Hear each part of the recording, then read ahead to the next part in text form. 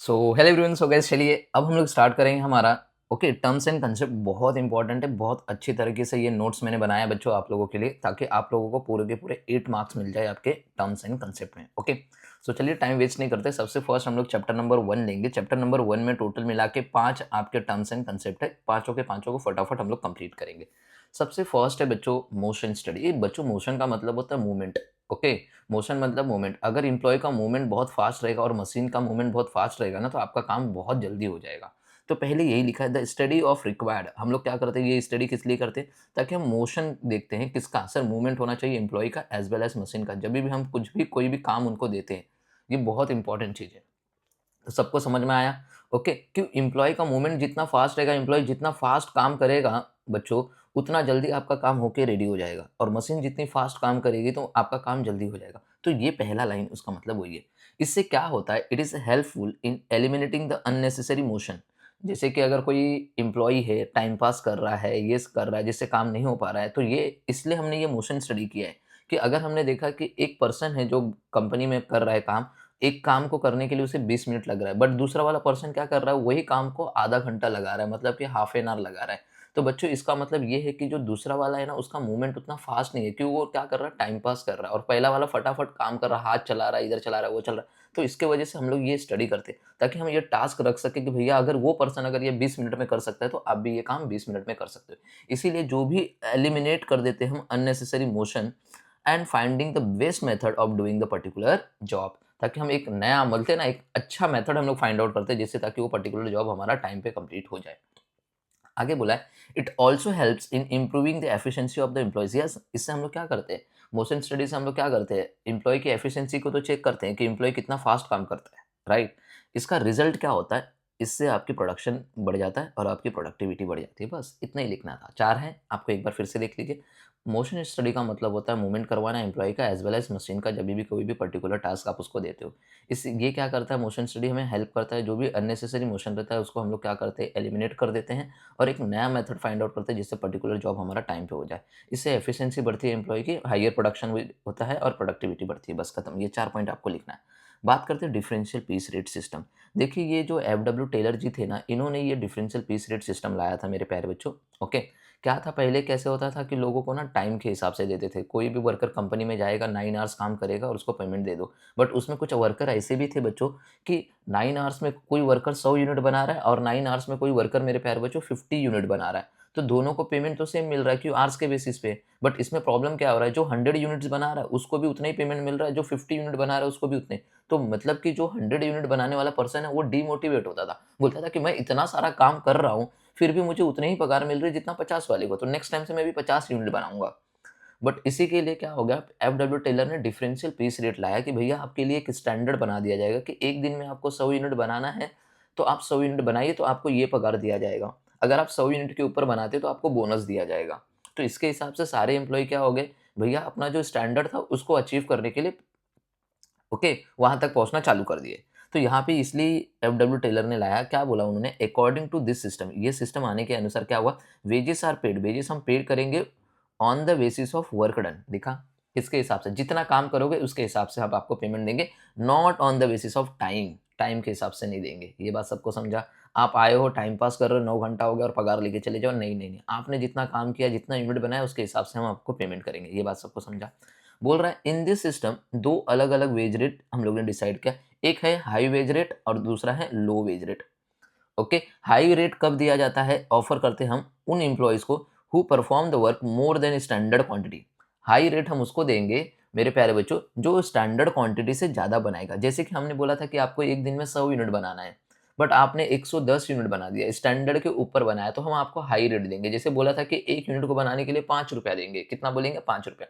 But आपने बच्चों 100 unit के ऊपर बना दिया है, राइट, 110 यूनिट। तो बच्चा यहाँ पे हम लोग क्या करेंगे कि आपने जो 10 यूनिट एक्स्ट्रा बनाया है ना, उसको हम लोग ना 6 रुपए के हिसाब से देंगे। 5 रुपया डिसाइड किया था, मगर आपने एक्स्ट्रा बनाया तो उसको हाई रेट के हिसाब से हमने आपको क्या किया, 6 रुपए के हिसाब से, 1 रुपया ज़्यादा के हिसाब से वो 10 यूनिट का आपको पेमेंट करेंगे। बट लो रेट ऑफर बोल रहा है those employees who perform the work below the standard quantity. अब बोल रहा है कि कोई वर्कर ऐसे हैं जो बिलो हैं स्टैंडर्ड, हमने 100 यूनिट उनको बोला था बनाने के लिए, बट वो अभी तक 70 यूनिट ही बना पाए हैं एक दिन में। तो बच्चा आप तो बिलो क्वांटिटी हो, 100 हमने स्टैंडर्ड बोला था बट आप 70 ही बनाया, तो आपके लिए जो रेट डिसाइड किया था ना ₹5 पर यूनिट देने का, अब वो ₹5 भी नहीं देंगे, आपको ₹4 ही देंगे। समझ में आया? इससे वर्कर क्या करेगा भैया, नेक्स्ट टाइम से ना स्टैंडर्ड तक पहुँचने की कोशिश करेगा। तो ये पॉइंट सबको समझ में आया। तो इसको भी एक बार हम लोग फटाक से देखते हैं। भैया ये डिफरेंशियल पीस रेट सिस्टम क्या बोलता है, हम वेजेस पे करेंगे वर्क डन के हिसाब से, टाइम बेसिस के हिसाब से नहीं।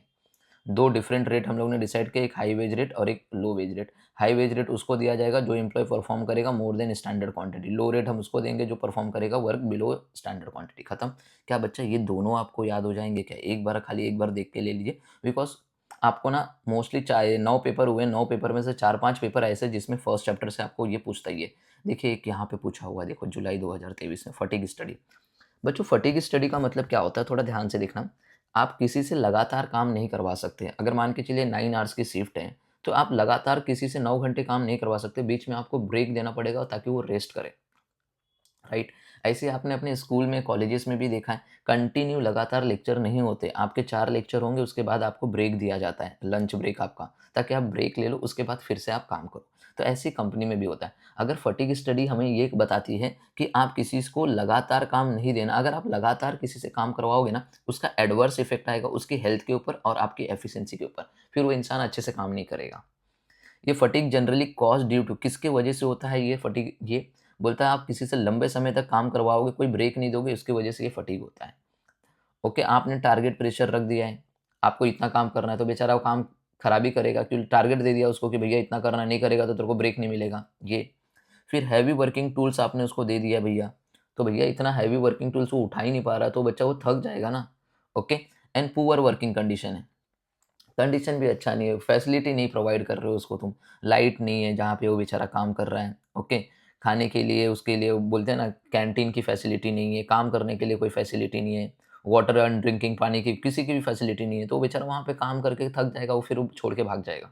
तो ऐसा नहीं होना चाहिए। तो इसलिए ये स्टडी किया गया और इसमें बताया गया कि step to reduce the level of fatigue is very important to maintain the operation efficiency of the employees. समझ में आया बच्चों? तो ये 3 चीज़ आपको याद रखना है। फटीग स्टडी में क्या बोला है, किसी से लंबे समय तक आपको काम नहीं करवाना है। अगर आप लंबे समय तक काम करवाओगे तो उसका एडवर्स इफेक्ट होगा उसकी हेल्थ के ऊपर और उसकी एफिशिएंसी के ऊपर, उस एम्प्लॉयी के।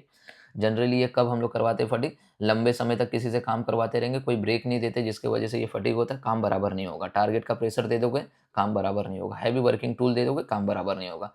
पुअर वर्किंग कंडीशन दोगे, काम बराबर नहीं होगा। ये सारे रीज़न है जिसकी वजह से फटीग होते हैं। समझ में आ गया? नेक्स्ट है टाइम स्टडी, बहुत इंपॉर्टेंट है टाइम स्टडी बच्चों। टाइम स्टडी हमें क्या बताती है कि एक एम्प्लॉय को अगर आपने ये काम दिया है तो उतने ही टाइम में होना चाहिए, उससे ज़्यादा टाइम नहीं लगना चाहिए। अगर उससे ज़्यादा टाइम लग रहा है तो मतलब कि वो एम्प्लॉय आपका एवरेज स्पीड नहीं है उसकी, वो क्या कर रहा है, डिले कर रहा है जानबूझ के। अगर वो डिले कर रहा है उसकी वजह से आपको लॉस होने वाला है, कंपनी को लॉस होने वाला है। इसलिए हम टाइम स्टडी करते हैं ताकि हम एम्प्लॉय को बता सकें कि भैया आपसे पहले कोई पर्सन इस काम को इतने घंटे में किया था, तो आपको भी ये काम इतने ही घंटे में करना है, इससे ज़्यादा घंटा लगना नहीं चाहिए। ओके। तो देखिए क्या बोल रहा है, इट इज़ द टेक्निक जहाँ पे ऑब्जर्व करते हैं हम लोग, रिकॉर्डिंग करते हैं time taken by the employee to complete the given task, कि एम्प्लॉय ने उस टास्क को, उस जॉब को कितने टाइम में किया है, उसको रिकॉर्ड करना, उसको ऑब्जर्व करना उसने क्या क्या किया उस टाइम में। This study is based on average speed of the employee. ये स्टडी हम किसके बेस्ड रहती है कि हम 10 एम्प्लॉय को काम दिए हैं, 10 एम्प्लॉय में से देखा कि सब 5 एम्प्लॉय ऐसे हैं कि उस काम को ना 1 घंटे में कर देते हैं। ओके। 3 एम्प्लॉय ऐसे हैं कि जो उस काम को 2 घंटे में करते हैं और 2 एम्प्लॉय ऐसे हैं जो उस काम को आधे घंटे में करते हैं। तो भैया हम लोग ने देखा कि 5 ऐसे एम्प्लॉय हैं ना जो 5 1 घंटे में काम कर रहे हैं, तो 5 जो एम्प्लॉय है उसके हिसाब से हमने ये डिसाइड किया, वो 2 के हिसाब से नहीं और वो 1 के हिसाब से नहीं। समझ में आया? तो यहाँ पे एवरेज स्पीड ले लिया कि नॉर्मली हमने देखा कि 5 वर्कर ऐसे हैं जो 1 घंटे में काम कर रहे हैं, तो इसका मतलब कि ऑन एन एवरेज हर एक एम्प्लॉय 1 घंटे में काम कर सकता है। तो उसके हिसाब से हमने ये स्टडी बना दिया कि कोई भी काम हम किसी को देंगे तो वो 1 घंटे में हो जाना चाहिए। The purpose of time study, क्या पर्पस था इसका? इसका पर्पस था to scientifically determine the standard time. हम एक स्टैंडर्ड टाइम दिखा दिए कि 1 घंटे में ये काम होना चाहिए for doing a job under given condition. इससे क्या होता है, ये हमें हेल्प करता है ताकि हम मेज़र कर सकें अपने वर्कर की एफिशिएंसी, बस। ओके। तो बच्चा ये था हमारा टाइम स्टडी। आई होप आपको ये समझ में आया रहेगा। बात करते हैं मेंटल रीवैल्यूएशन। चलिए, मेंटल रीवैल्यूएशन का मतलब होता है, मेरे प्यारे बच्चों, बोल रहा है कि यहाँ पे आप वर्कर का एटीट्यूड और मैनेजमेंट का एटीट्यूड दोनों एक दूसरे को मैच होना चाहिए। ऐसा नहीं है वर्कर ये बोल रहा है तो मैनेजमेंट उसकी बात नहीं सुन रहा है, मैनेजमेंट ये बोल रहा है तो वर्कर उसकी बात नहीं सुन रहा है, ऐसा नहीं होना चाहिए। अगर ये कॉर्पोरेशन एक दूसरे के बीच में मेरे प्यारे बच्चों म्यूचुअल अंडरस्टैंडिंग नहीं होगी तो काम बराबर नहीं होगा। तो ये होता है मेंटल रीवैल्यूएशन। बोल रहा है the technique of mental revaluation involves a change in attitude of worker and management towards each other. दोनों को एक दूसरे को अपने एटीट्यूड को चेंज करना पड़ेगा एक दूसरे के प्रति। Mental revaluation brings full cooperation होना चाहिए worker for achieving the goal of the organisation. Okay, and this will increase the productivity. अगर दोनों के बीच में म्यूचुअल अंडरस्टैंडिंग रहेगी, मैनेजमेंट के बीच में वर्कर के बीच में, लोग अच्छे से बातचीत कर रहे हैं, लोगों का कोऑर्डिनेशन अच्छा है, कोऑपरेशन अच्छा है, टीम वर्क अच्छा है, तो भैया आपकी प्रोडक्टिविटी बढ़ेगी, आपकी कंपनी का प्रॉफिट भी होगा। तो ये 3 पॉइंट आपको मेंटल रिवैल्यूएशन में लिखना है। बच्चों ऐसा नहीं लग रहा है कि आपको कोई बाहर का है, आपने जो चीज़ें आपने ऑब्ज़र्व की है पूरी लाइफ़ में वही चीज़ें यहाँ पे लिखी हुई है, डोंट वरी। ओके, तो इसी के साथ चैप्टर नंबर 1 हमने पूरा कंप्लीट कर लिया हमारा टर्म्स एंड कंसेप्ट। बच्चों इतने जितने पॉइंट मैंने लिखे हैं बस इतने पॉइंट आपको ऐसे ही लिखने हैं, आपको पूरे 2 आउट ऑफ 2 मिल जाएँगे, कोई भी मार्क्स आपका कम नहीं होगा। आ जाइए बात करते हैं चैप्टर नंबर 2 मोस्ट इम्पोर्टेंट है। और इसमें देखिए मैंने ये जो प्लानिंग, ऑर्गेनाइजिंग, स्टाफिंग, डायरेक्टिंग मैंने ये नहीं करवाया है। ये आपको मैंने बोल दिया रेफर कीजिए आप डिस्टिंग्विश बिटवीन। कि डिस्टिंग्विश बिटवीन में जो पॉइंट है वही सब यहाँ पे लिख सकते हो ताकि आपका हो जाएगा। बट मैनेजमेंट वाला जो है मैंने लिख दिया। Okay, management is the art of getting thing work done through the efforts of subordinate and other people to achieve the organisational goal. Management का काम ही क्या है? मैनेजमेंट एक कला है जो हम लोग दूसरे से काम करवा के लेते हैं, right? According to the Henry Fayol ने क्या बताया? To manage is to forecast. Management में क्या करते हैं? फोरकास्ट करते हैं, प्लान करते हैं, ऑर्गेनाइज करते हैं, कमांड करते हैं, कोऑर्डिनेट करते हैं बच्चों। ओके, एंड कंट्रोल करने का काम हम करते हैं वहाँ पे। Management is an activity which is essential in every walk of life. Yes, management एक ऐसी एक्टिविटी है कि अपन अपने लाइफ में हर जगह पे करते हैं। ये बहुत इंपॉर्टेंट है। देखो ना बच्चा, अगर घूमने जाना है फिर भी मैनेजमेंट करना है अपन को, राइट? क्लास जाना है मैनेजमेंट करके जाते, कब मिलना है, किधर जाना है, कैसे जाना है, ये सारी चीज़ें, राइट? होमवर्क करना है फिर भी मैनेजमेंट करते, कितने बजे करना है। तो ये सारी चीज़ें मैनेजमेंट आपके पूरे लाइफ में कहीं न कहीं आपको इम्पोर्टेंट है ये, राइट? हर एक काम के लिए आप मैनेजमेंट करते हो। मैनेजमेंट क्या है? यूनिवर्सल इन नेचर है। सिर्फ इंडिया में ही नहीं, हर जगह मैनेजमेंट किया जाता है। इसीलिए बोला गया है management is a universal in nature. So I hope आपको ये चैप्टर नंबर 2 की भी समझ में आए रहेंगे। प्लीज़ ये 4 पॉइंट आप लिख के आइएगा, पूरे के पूरे 2 मार्क्स मिल जाएँगे। बात करते हैं चैप्टर नंबर 3 जिसमें है entrepreneur, agro tourism, startups, stand-ups and entrepreneur. चलिए देखिए क्या है ये, फटाफट देख लेते हैं। एंटरप्रेन्योर मतलब कौन होता है? एक इनोवेटर होता है। ओके, इनो ओके, अब ये कौन होता है? They are owner. या तो ये ओनर होंगे, या प्रोड्यूसर होंगे, मार्केट क्रिएटर होंगे, डिसीजन टेकर होंगे और ये रिस्क टेकर होते हैं, राइट? आगे बोला entrepreneur are referred the fourth factor of production. क्या है ये फोर्थ? तो बताइए जो अदर 3 फैक्टर ऑफ प्रोडक्शन वो कौन है? आप लोग इसे कमेंट में बताना। ओके, और बाजू में लिखा भी है, देख लो यहाँ पे, लैंड, लेबर एंड कैपिटल। समझ में आया? ओके, ये 3 other factor of production and fourth factor of production है एंटरप्रेन्योर। समझ में आया? An entrepreneur is a person, ये ऐसा पर्सन होता है हु स्टार्ट द बिजनेस। ये अपने बिजनेस को स्टार्ट तो करता है as willing to risk loss in order to make money. मतलब कि भैया ये रिस्क लेने के लिए हमेशा रेडी रहता है और उसी रिस्क से ये मनी कमाता है मेरे प्यारे बच्चों। अगर जो बंदा रिस्क ही नहीं लेगा कभी लाइफ में, वो कभी आगे बढ़ नहीं पाएगा। आपको रिस्क लेना पड़ेगा। तो यहाँ पे वही बोला है, एंटरप्रेन्योर कौन है? एक इनोवेटर है। ओके, ये कौन होते हैं? ओनर होते हैं, प्रोड्यूसर होते हैं, मार्केट क्रिएटर होते हैं, डिसीजन टेकर होते हैं, रिस्क टेकर होते हैं। एंटरप्रेन्योर को बोला गया है as a fourth factor of production है अलॉन्ग विद अदर फैक्टर जो है land, labour and capital. Entrepreneur एक पर्सन है जो अपने बिजनेस को स्टार्ट करता है एंड हमेशा रिस्क लेने के लिए रेडी रहता है जिससे ये मनी कमाता है। ओके, बात करते हैं एग्रो टूरिज्म। देखो बच्चों, एग्रो टूरिज्म कहाँ पे होता है? ये रूरल एरिया में होता है, ताकि हम अर्बन जो रेसिडेंशियल लोग हैं उन्हें कहाँ पे लेके आए? रेसिडेंट लोग को हम लोग रूरल में लेके आए ताकि हम उन्हें दिखा सके कि ये जो बगीचे होते हैं, बागवान होते हैं, ये सब चीज़ें कैसे खेती की जाती है, वो सारी चीज़ें। तो देखिए agro tourism involves agriculture base, yes, operation और activity that bring visitor to farm. ताकि हम लोग विजिटर को कहाँ पे लेके आ रहे हैं? फार्म में लेके आ रहे हैं ताकि उनको दिखाया जाए। उनको फ्री में नहीं, वो लोग आते हैं हमारे यहाँ पे फार्म में, ओके, गाँव में। तो फार्म में आते हैं, वो लोग कुछ एक्सपेंस करते हैं, मतलब कि भैया वहाँ पे कुछ चार्जेस रहता है, फिर उनको दिखाया जाता है ये सारी चीज़ें। इससे क्या हो रहा है? एग्रो टूरिज्म को बढ़ावा मिलता है, उनको भी इनकम होती है मेरे प्यारे बच्चों। वही बोला है। एग्रो टूरिज्म एक्टिविटी इंक्लूड, देख रहा है, पिकिंग फ्रूट्स, टेंडिंग बीज, okay, milking cows and other educational pursuit हम लोग उसके अंदर करते हैं ताकि लोग आके वहाँ पे देखते हैं। डेफिनेशन क्या बोला है? Agro tourism is the idea of bringing urban resident, बेचारे जो शहर में रहते वो सब ये चीज़ें देखे नहीं है कि फल पकता कैसे है, राइट। ओके, तो वो सारी चीज़ें मेरे प्यारे बच्चों यहाँ पे आप लोगों को दिखाया जाता है। ओके, रेसिडेंट को कहाँ पे लेके जा रहे हैं, रूरल एरियाज़ में। Okay, for leisure travel and spending, ताकि वो वहाँ पे खर्चा कर सकें। उससे क्या होगा, रूरल एरिया का डेवलपमेंट होगा। भैया पैसा आएगा, इनकम आएगी तो डेवलपमेंट होगा कि नहीं होगा, होगा, यस सर। बात करते हैं स्टार्टअप्स। बोल रहा है मेरे प्यारे बच्चों स्टार्टअप्स में क्या बोल रहा है, देखिए, startup India is initiative of the government of India. ये जो स्टार्टअप्स इंडिया था ये किसका इनिशिएटिव था, गवर्नमेंट ऑफ इंडिया का। The campaign was first announce bye the Indian prime minister mister Narendra Modi during his 15 अगस्त 2015। कहाँ पे, address from red fort. Okay, ये जो कैंपेन था फर्स्ट टाइम कहाँ अनाउंस किया गया था मेरे प्यारे बच्चों, 15 अगस्त 2015 को। ओके, लाल किला पे किसके द्वारा ये अनाउंस किया गया था, prime minister mister Narendra Modi द्वारा। The action plan of this initiative is focusing, ये किसके ऊपर फोकस करता है ये जो स्टार्टअप इंडिया था, 3 areas, simplification and hand holding के ऊपर, फंडिंग सपोर्ट एंड इंसेंटिव्स देने के ऊपर, industry academia and partnership and incubation. Okay, इसके ऊपर ये 3 चीज़ों के ऊपर ये जोर देता है स्टार्टअप्स इंडिया। बात करते हैं स्टैंड अप क्या है। Stand up India was launch by the government of India on 5 अप्रैल 2016। ये 5 अप्रैल 2016 के दिन लॉन्च हुआ। बच्चे ऑब्जेक्टिव टाइप के क्वेश्चन में पूछ सकता है ये दोनों, थोड़ा ध्यान देना इसके। ओके, कब ये अनाउंस किया गया था या फिर कब लॉन्च किया गया था। ओके, किसके लिए गया था, to support the entrepreneurship among the women, जो लेडीज हैं उन्हें, SC ST एंड कम्युनिटीज़ को, मतलब 3 लोगों को, women, SC and ST communities के लिए। द स्कीम ऑफर, ये स्कीम क्या ऑफर करता है, बैंक लोन प्रोवाइड करता है 10 लाख से लेके 1 करोड़ तक for scheduled caste, ST caste के लिए, शेड्यूल्ड ट्राइब के लिए, वुमेन के लिए, for setting up new enterprise outside of the farm sector से। अगर कोई बिजनेस ओपन करना है तो बैंक से इन्हें लोन मिल जाता था 10 लाख से लेके 1 करोड़ तक का। कौन किन को सर, SC कास्ट वाले लोगों को, ST कास्ट वाले लोगों को एंड वुमेन को। ओके, तो यहाँ पे वही लिखा है। बात करते हैं इंट्राप्रेनर। बच्चों देखिए यहाँ पे इंटरप्रेनर ई है, यहाँ पे आई है। यहाँ पे ऐसा एम्प्लॉय जो ऐसा एक एम्प्लॉय आपके बिजनेस ऑर्गेनाइजेशन में जो आपके बिजनेस को सपोर्ट कर रहा है ताकि आपका बिजनेस ग्रोथ हो जाए, समझ में आया? तो यहाँ पे वही बोल रहा है, an entrepreneur is an employ, ये एम्प्लॉय होते हैं और ये ओनर होते हैं, इसका मतलब समझ में आया। ओके, ये एम्प्लॉय आपके यहाँ पे काम कर रहे हो, हु हैज़ द अथॉरिटी, जिसको आपने अथॉरिटी दे के रखा है, वो क्या करता है, सपोर्ट करता है आपकी कंपनी को और अपने एम्प्लॉयर को, ताकि वो इम्प्लीमेंट करे अपने ओन आइडियाज से और क्रिएटिव आइडिया से आपके बिजनेस को आगे लेके जाता है वो बंदा।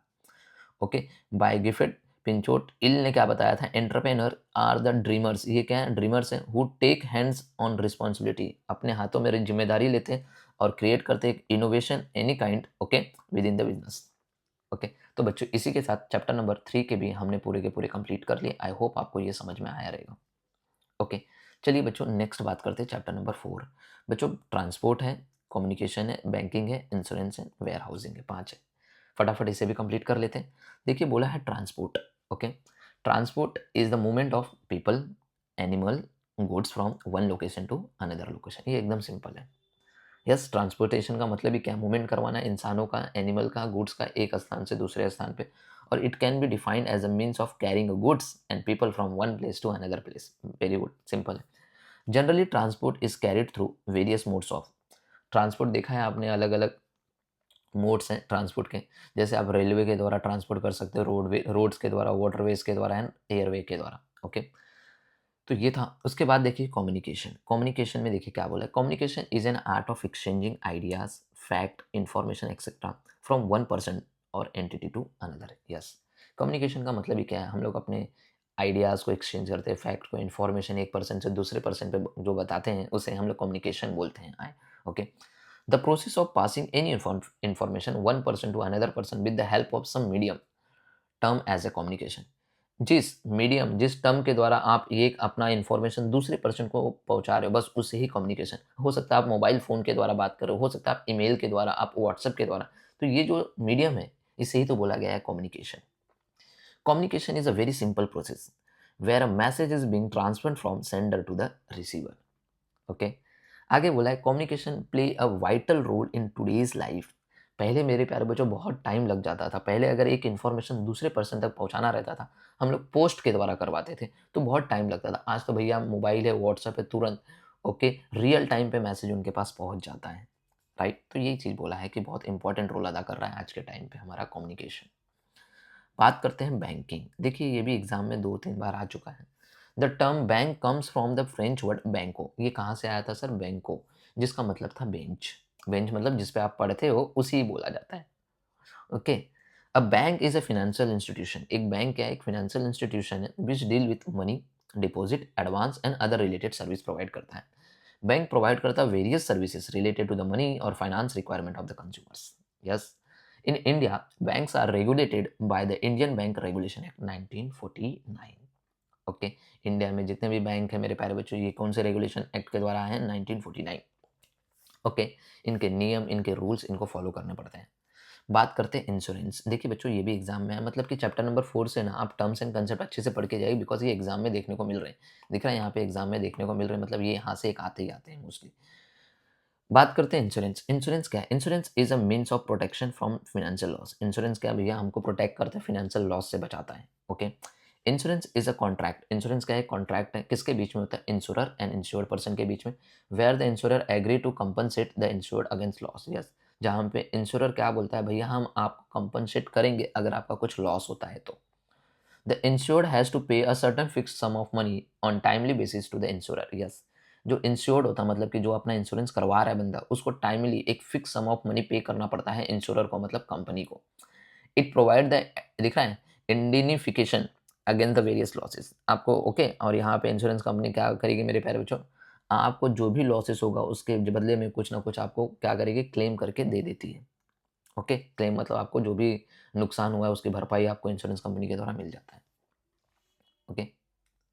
बात करते हैं वेयर हाउस।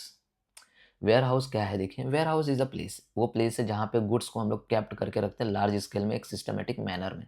ऐसा नहीं कि कैसे भी फेंक देते, नहीं, सिस्टमेटिक मैनर में। Okay. The process of storing goods in a warehouse in a systematic manner is called as a warehousing. उसे हम वेयर हाउसिंग बोलते हैं। डेफिनेशन क्या लिखा है? A warehouse is defined as the establishment of for the storage and accumulation of goods. Simple है, वही है। ओके। स्टोर करके रखना, एक्यूमुलेटेड ऑफ गुड्स, इकट्ठा करके, एक्यूमुलेशन का मतलब होता है इकट्ठा करके रखना। वेयर हाउस क्या क्रिएट करता है? Time utility. यस। ओके। जैसे कि अम्ब्रेला का प्रोडक्शन पूरे साल भर होता है, मगर उसका जो है मेरे प्यारे बच्चों, जब उसका टाइम आएगा तब उसे हम यूज़ करते हैं। जैसे कि रेनी सीजन आएगा तब वो टाइम वेयर हाउस में से निकाल के हम लोग यूज़ करते हैं। समझ में आया? बात करते हैं चैप्टर नंबर 5। इसमें भी बहुत सारे हैं, तो यहाँ से भी देखने को मिलता है आप लोगों को, जैसे कि ई बिजनेस। ई बिजनेस क्या है? देखिए the term e business is electronic business is derive from the ईट, दिख रहा है, term email and e commerce. ये कहाँ से आया था? ईमेल एंड ई कॉमर्स से। It is nothing but conducting a business via the internet. बस ई बिजनेस क्या है मेरे प्यारे बच्चों? ये किसके द्वारा कंडक्ट किया जाता है? इंटरनेट के द्वारा। अगर इंटरनेट है तो ही बिजनेस होगा, अदरवाइज नहीं होगा।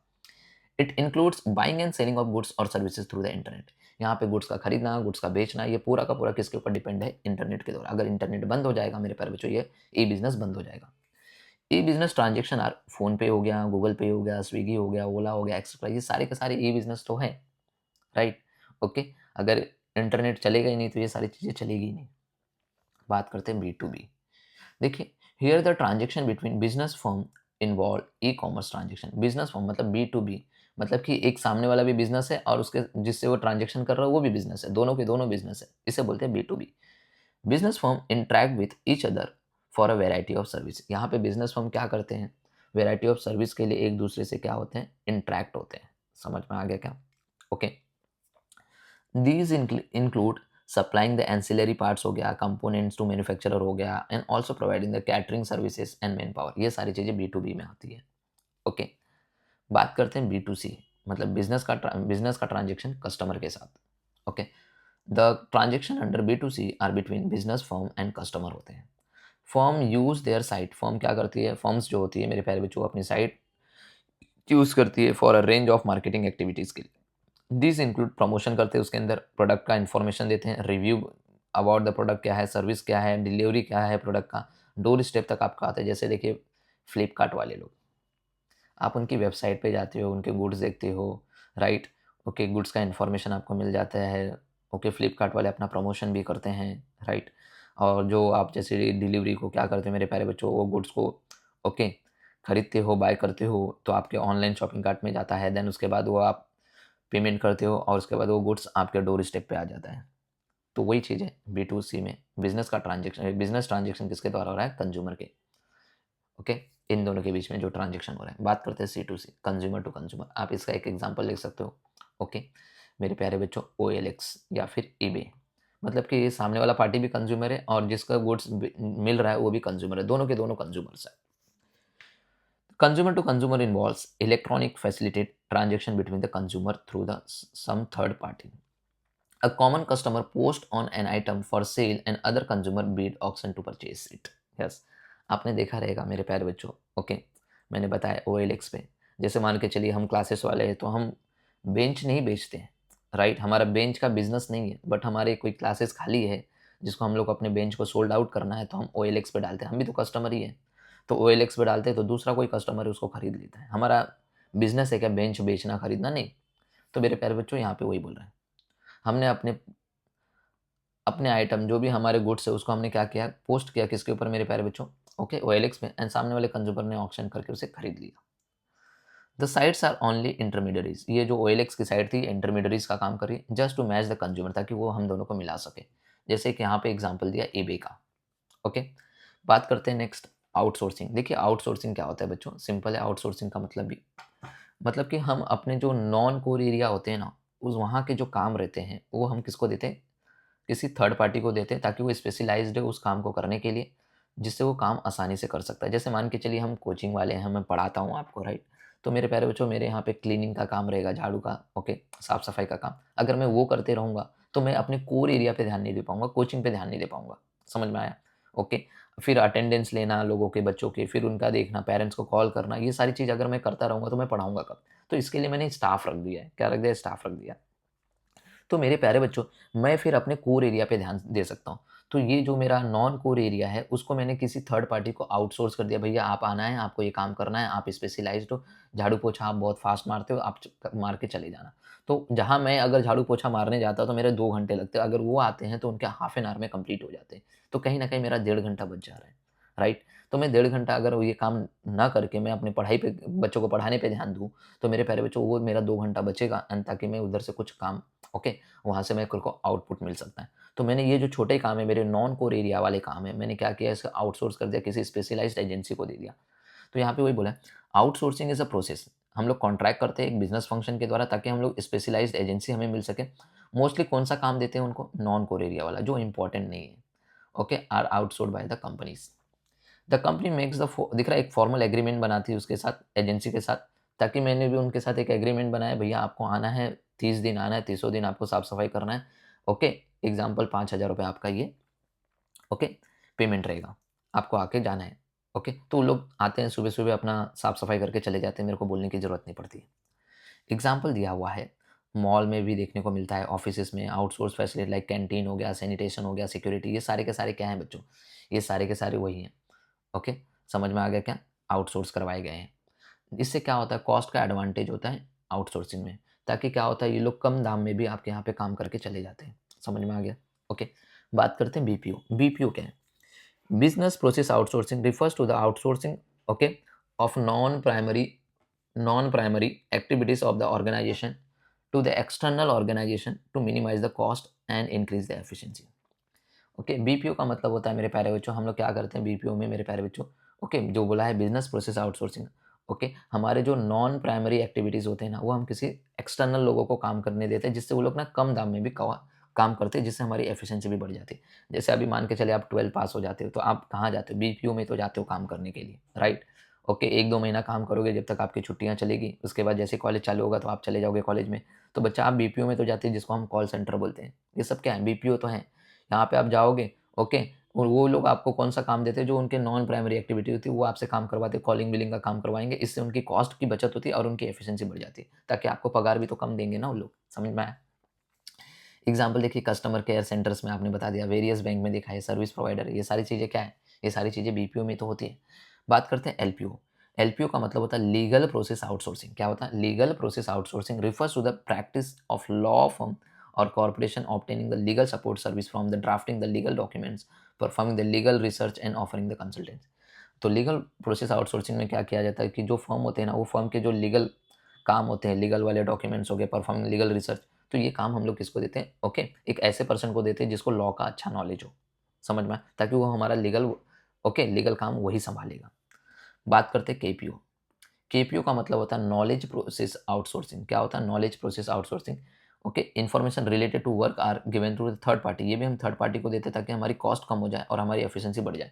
बट यहाँ पे जो पर्सन काम करेंगे भैया, उनके पास नॉलेज होगा। इनको ये छोटे पोस्ट पे नहीं देंगे जैसे बीपीओ वाले लोगों को दिए, कॉल सेंटर में हम लोग जाते हैं, नहीं, ये टॉप की पोस्ट पे रहेंगे, मतलब मैनेजर की पोस्ट पे रहेंगे ये सब, समझ में? तो यहाँ पे बोला KPO required advance analytical and technical skill होना चाहिए इनके पास, as well as high degree होनी चाहिए, स्पेशलाइज्ड एक्सपर्ट्स होना चाहिए ये। तो KPO allow both core and non core activities. KPO वाले पर्सन को हम कोर, अपने जो मेन एरिया है उसमें भी काम देते हैं और नॉन कोर एरिया में भी ओके काम देते हैं उनको। आ जाइए इसी के साथ चैप्टर नंबर 6 में बच्चों। ओके, बात करते हैं सोशल रिस्पॉन्सिबिलिटी। ओके, देखिए ये भी एग्जाम में आया हुआ है, थोड़ा ध्यान देना इसके ऊपर। ओके, चलिए बच्चों, अभी मेरे पास सिस्टम का उतना प्रॉब्लम है जिसकी वजह से मुझे स्क्रीन रिकॉर्डिंग करनी पड़ रही है, अदरवाइज मैं आप लोगों को बच्चों ओके बड़े डिजिटल बोर्ड पे भी सिखा सकता था, बट वहाँ पे कुछ सिस्टम बराबर नहीं चल रहा है। ओके, जिसकी वजह से मुझे यहाँ पे सिखाना पड़ा था कि आपका पढ़ाई ना रुके। ओके, बात करते हैं सोशल रिस्पॉन्सिबिलिटी के बारे में। सोशल रिस्पॉन्सिबिलिटी का मतलब होता है सामाजिक जिम्मेदारी। किसी भी बिजनेस की सामाजिक जिम्मेदारी है कि भैया आप अपने सोसाइटी को प्रोटेक्ट करो, अपने सोसाइटी को हार्म मत करो। समझ में? आपके सोसाइटी में कस्टमर रहते हैं, आपकी सोसाइटी में भैया साफ सफाई होना चाहिए। तो ये सारी चीज़ें आपको ध्यान देनी है। ओके, सिर्फ अपने फ़ायदे के लिए काम नहीं करना है, आपको अपने समाज के लिए भी काम करना है। तो देखिए क्या बोल रहा है, social responsibility of the business implies the obligation. ये आपके कर्तव्य है किसका? बिजनेस का। ओके, एक सामाजिक जिम्मेदारी है बिजनेस वाले लोगों का। Okay, of the management of the business enterprise to protect the interest of the society. आपको प्रोटेक्ट करना है। ओके, आपकी सोसाइटी के इंटरेस्ट के लिए काम करना है, समझ में आया? समाज के लिए काम करना है। Okay, all the activities of the business, जितनी भी एक्टिविटीज बिजनेस करती है should be perform in a such manner that they will not harm any part of the society. कोई भी हार्म नहीं होना चाहिए सोसाइटी को, rather they will protect and contribute to their interest of the society. आपको अपने society के interest के लिए कुछ कंट्रीब्यूट भी करना है, जैसे डोनेशन दे देना, ये दे देना, समझ में आया? बट कोई भी हार्म नहीं होना चाहिए, मतलब कि आपकी कंपनी से निकला हुआ केमिकल भी रोड पे नहीं जाना चाहिए, गटर में नहीं जाना चाहिए, जिसकी वजह से वहाँ के लोगों को प्रॉब्लम हो। ये सब चीज़ों का ध्यान देना है आपको। तो इसलिए बोला गया है, इसे बोलते हैं सामाजिक जिम्मेदारियाँ। बात करते हैं कंसेप्ट ऑफ ट्रस्टीशिप्स। बोला trusteeship is a socio economic philosophy. Trusteeship क्या है? एक सोशियो इकोनॉमिक फिलोसॉफी किसने प्रोफाउंडेड किया था? सर महात्मा गांधी द्वारा प्रोफाउंडेड किया गया था। बिजनेसमैन को बोला गया है, बिजनेसमैन आर द क्या है? Trustees of the society. Objective type के क्वेश्चन में पूछ सकता है। According to the concept of trusteeship, a business must be held in the trust. Business जो भी कर रहे हो उसमें आपको क्या होना चाहिए? ट्रस्ट होना चाहिए, लीगली होना चाहिए, मोरली होना चाहिए, for the benefit of the people के लिए। ऐसा नहीं बच्चा कुछ भी करो, कस्टमर को नुकसान पहुंचाओ। आज के देखिए ना, इतने इलीगल बोलते हैं ना कि इतने इलीगल प्रोडक्ट मार्केट में आ गए ना, पूछो मत। हर चीज में मिलावटी है। ऐसी चीजें मत करो जिससे कस्टमर को प्रॉब्लम हो, समझ में? बात करते हैं बिजनेस एथिक्स। देखिए क्या बोल रहा है business ethics. The word ethics is drive from the Greek word. कहाँ से आया बच्चों? ग्रीक वर्ड इथोस, जिसका मतलब है कैरेक्टर, आपका कैरेक्टर, राइट? आपका चरित्र कैसा है आपके बिजनेस का, वही बता रहे हैं यहाँ पे। डेफिनेशन दिया हुआ है, एंड्रू क्रेन ने बताया, business ethics is the study of the business situation, activity and decision where the issues of right and wrong are address. Business ethics से हमें ये पता चलता है, हम ये डिसीजन लेते हैं क्या सही है क्या गलत है। अगर आपको पता है ये सही है तो सही करो ना, गलत क्यों कर रहे हो? लोगों को पता है कि मिलावट नहीं करना चाहिए, उनको पता है कि ये सही है, मिलावट नहीं करना चाहिए, फिर भी वो मिलावट कर रहे हैं, मतलब वो अपने एथिक्स को फॉलो नहीं कर रहे हैं। Ethics is a branch of social science. किसका ब्रांच है बच्चों? ये social science. Okay, ethics deal with the concept of such as right क्या है, रॉन्ग क्या है, उनको पता है, गुड और बैड क्या है, फेयर एंड फेयर क्या है, जस्ट अनजस्ट क्या है, लीगल इलीगल क्या है, प्रॉपर इनप्रॉपर क्या है, respect of the human x. सब पता होने के बाद भी लोग गलत करते हैं, तो भैया वो अपने एथिक्स को फॉलो नहीं करते हैं। बात करते हैं मोरल वैल्यूज। देखिए क्या बोल रहा है, moral values defined as a guidelines and set of the standard to assist the person और अ बिजनेसमैन डिसाइड, दिख रहा है, deciding between the right and wrong. Moral values भी हमें वही बताता है, ताकि हम लोग को बिजनेसमैन हो या फिर कोई पर्सन हो जिसको असिस्ट करते हैं ये मोरल वैल्यू, कि क्या सही है क्या गलत है। Business ethics deal with the morality in the business environment. Okay, moral values give a businessman right direction. Moral values क्या करता है? बिजनेसमैन को सही रास्ता दिखाता है, जिससे help them to get confidence and respect from the society, ताकि उसको रिस्पेक्ट भी मिलेगी। जैसे हम लोग बोले ना, रतन टाटा जी, हर कोई उन्हें रिस्पेक्ट करता है। समझ में आ गया बच्चों?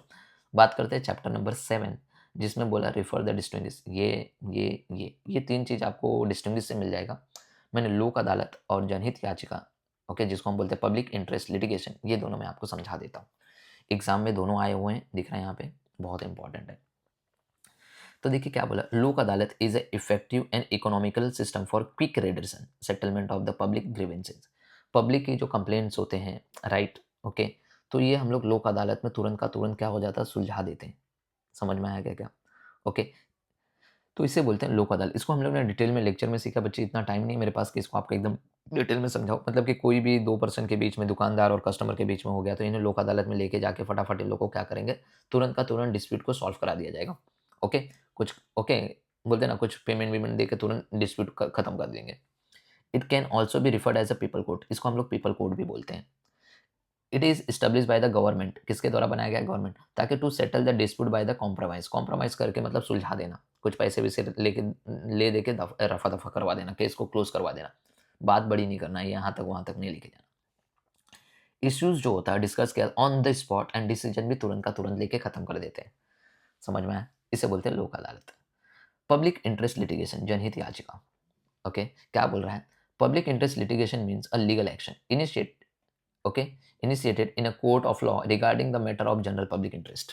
बच्चों, जनरल पब्लिक इंटरेस्ट जो होते हैं, मतलब कि मान के चलिए मैं कहीं घूमने गया, बट वहाँ पे रोड अच्छे नहीं है, वहाँ की चीज़ें, वहाँ पे रोड में खड्डे हैं, ये हैं, लोग गिर रहे हैं, तो भैया मैं वहाँ तो रहता नहीं हूँ, राइट, मैं तो खाली घूमने गया था, मैं फिर भी कंप्लेन कर सकता हूँ।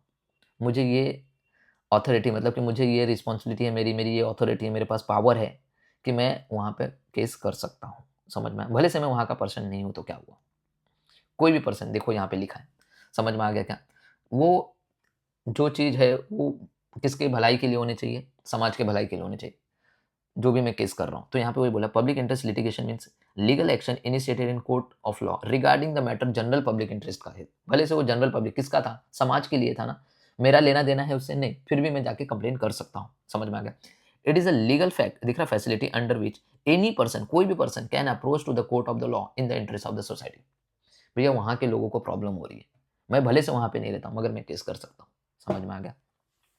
The party which is not related to the grievance, दिखा मेरा कोई लेना देना नहीं है उससे, कैन ऑल्सो फाइल, मैं फाइल कर सकता हूँ पब्लिक इंटरेस्ट लिटिगेशन में वहाँ के लोगों के लिए। समझ में? It is a file in the high court as well as supreme court directly in the some cases. भैया मैं हाई कोर्ट में भी जा सकता हूँ, इसके अलावा मैं सुप्रीम कोर्ट में भी जा सकता हूँ अगर कुछ केसेस ऐसे रहेंगे तो। बच्चों ये था हमारा 7 चैप्टर का जो हमने कंप्लीट कर लिया। लास्ट चैप्टर बच्चों मैंने नहीं बताया, इसके लिए आपको लॉन्ग आंसर, मैंने सब ये पूरे के पूरे पॉइंट जो हैं ये लॉन्ग आंसर से ही पॉइंट है। तो चैप्टर नंबर 8 बहुत इंपॉर्टेंट मैंने बताया था, वो चैप्टर नंबर 8 पढ़िए। ओके, सारी की चीज़ें वहीं पे लिखी हुई हैं। Okay, place concept, concept of market का पॉइंट है, commodity concept of market, okay, concept of market का पॉइंट है, डिजिटल कंसेप्ट ऑफ मार्केट का पॉइंट है। अगर कंसेप्ट ऑफ मार्केट याद रहेगा वो आंसर तो यहाँ से हो गया। प्रोडक्ट, प्राइस, प्रमोशन, ये सारे के सारे मेरे प्यारे जो जो 7 पीस है उसमें से हैं। मार्केटिंग मिक्स का भी मतलब वही, पैकेजिंग, लेबलिंग, जो फंक्शंस ऑफ मार्केटिंग है वहाँ के हैं। सो गाइस इसी के साथ हमारा टर्म्स एंड कंसेप्ट भी आई होप आपको खत्म हो गया। प्लीज़ वीडियो को ज़्यादा से ज़्यादा शेयर कीजिए, और जिन बच्चों को अगर ये नोट्स चाहिए तो मैं बता दे रहा हूँ, आप ये नंबर पे कांटेक्ट कर लीजिए। यहाँ पे मैं नंबर लिख देता हूँ, 8928059123। आपको सारे नोट्स मिल जाएंगे, मेरे हैंड रिटन नोट्स मिल जाएंगे बच्चों आप लोगों को। ओके, आपको डिस्टिंग्विश, अभी इसके बाद मैं आप लोगों को डिस्टिंग्विश करवाऊंगा, don't worry. Okay, so all the best and best of luck everyone.